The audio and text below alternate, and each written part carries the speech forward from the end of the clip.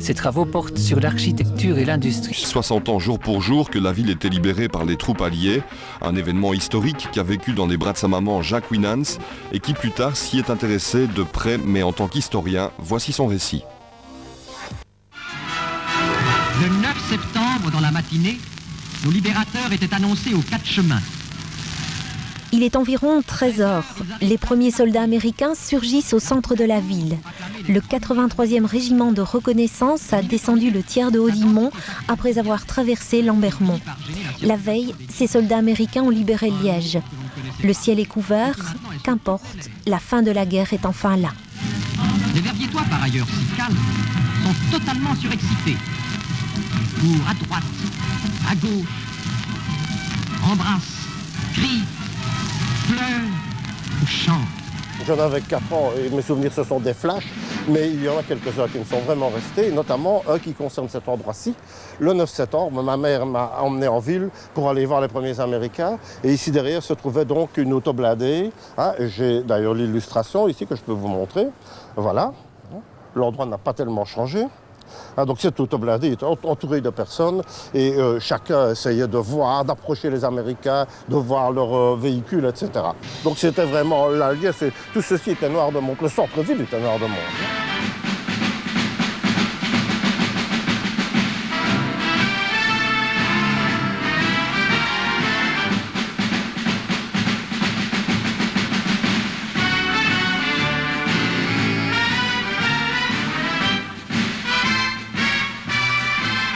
On avait entendu dire à la radio, parce qu'on écoutait la BBC, que Paris avait été libéré le 25 août, que Bruxelles avait été libérée le 3 septembre, donc ça avançait. Et à partir du 7-8, ici à Verviers, tout le monde retient son souffle, on attend qu'ils arrivent. Et enfin, le 9 septembre après-midi, ils arrivent, c'est l'explosion de joie.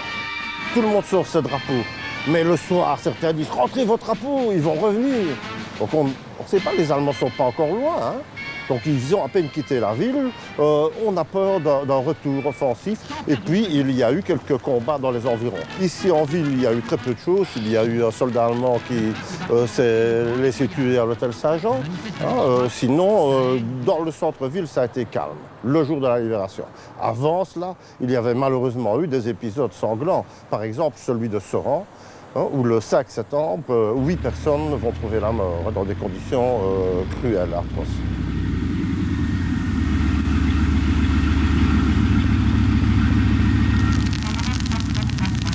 Après avoir traversé toute la ville et escaladé la longue côte, nos libérateurs quittent Stambert en route vers le Reich.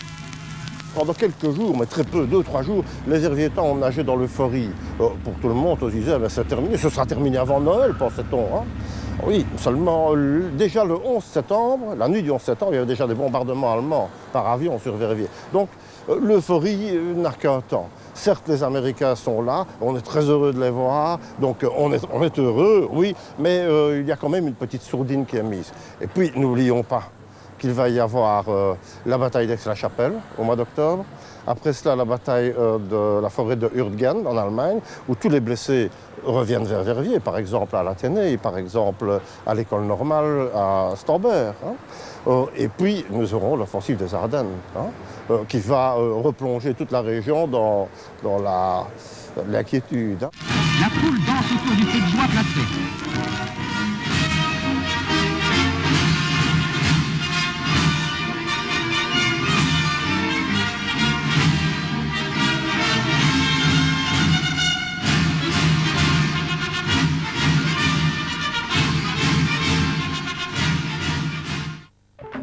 Toujours à propos de la Libération, une belle exposition est à voir jusqu'au 30 septembre au château de Franchimont. Elle aborde la Libération sous un angle plus social que militaire. C'est en quelque sorte la vie des gens à cette époque.